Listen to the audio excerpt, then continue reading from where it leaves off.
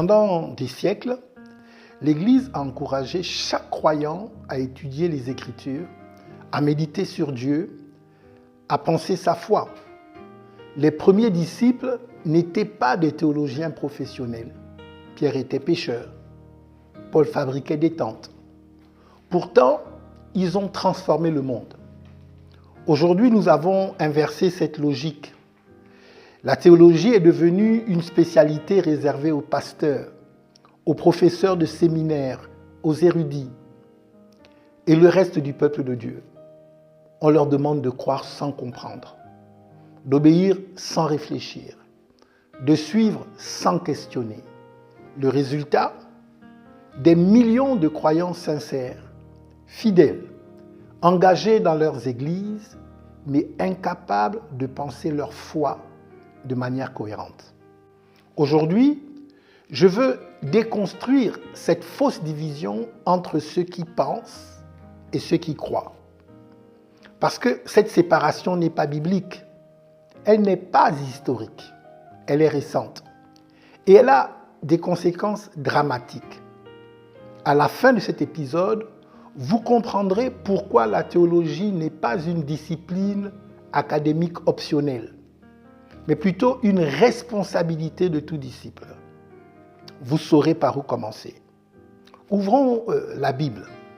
Dans Matthieu 22, 37 et 38, Jésus répond à la question du plus grand commandement. Tu aimeras le Seigneur ton Dieu de tout ton cœur, de toute ton âme et de toute ta pensée. C'est le premier et le plus grand commandement. Remarquez bien, de tout ton cœur, de toute ton âme et de toute ta pensée. L'amour de Dieu n'est pas seulement émotionnel. Il n'est pas seulement spirituel, il est aussi intellectuel. Jésus cite ici le schéma d'Israël. Deutéronome 6,5.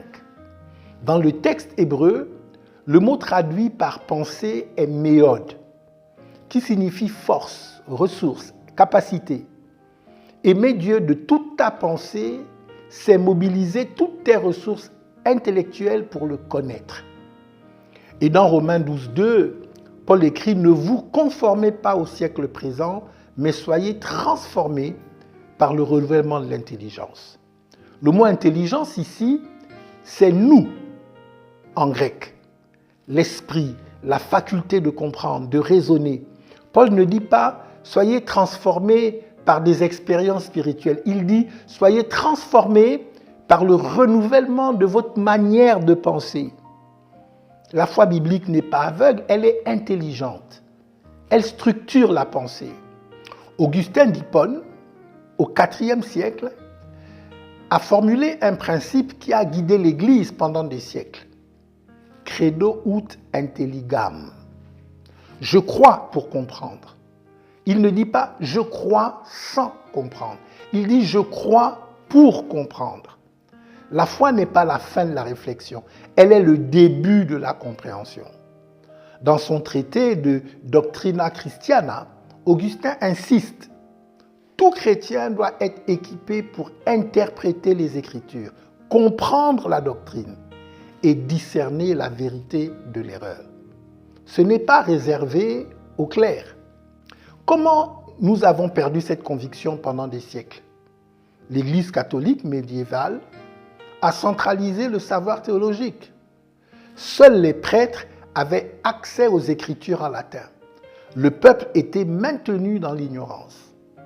La réforme protestante au XVIe siècle a brisé ce monopole. Luther, Calvin, Zwingli ont traduit la Bible en langue vernaculaire. Ils ont affirmé le sacerdoce universel des croyants. Chaque disciple peut et doit lire, comprendre et enseigner la parole.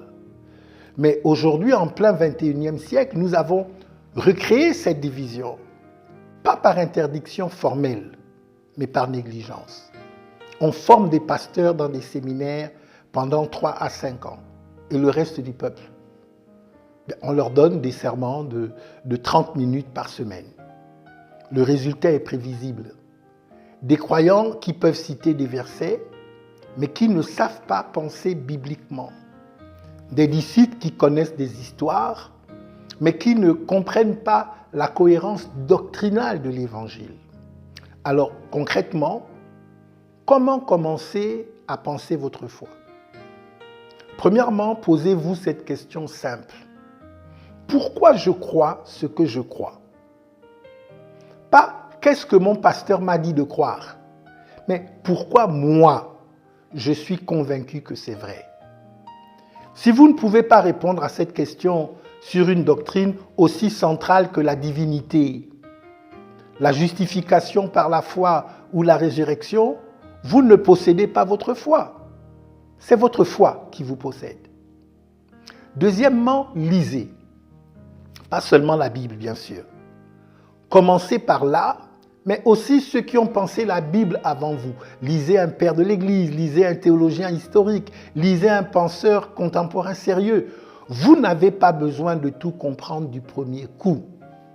Vous avez besoin de commencer à exercer votre intelligence au service de votre foi. Troisièmement, rejoignez ou créez un groupe de discussion théologique dans votre Église. Pas un groupe de partage émotionnel. Un groupe où l'on étudie un livre de théologie, où l'on débat des doctrines, où l'on confronte nos compréhensions. La théologie n'est pas seulement réservée aux pasteurs. Elle est la responsabilité de tout disciple qui veut aimer Dieu de toute sa pensée. Nous ne pouvons pas transformer les nations si nous ne savons pas penser le royaume. Nous ne pouvons pas résister aux théologies du siècle si nous n'avons pas une vision du monde cohérente, enracinée dans les Écritures. Voici la vérité. L'Église n'a pas besoin de plus de consommateurs religieux. Elle a besoin de disciples pensants et cela commence par vous. Vous écoutiez Perspective apostolique, pensez le royaume pour transformer les nations.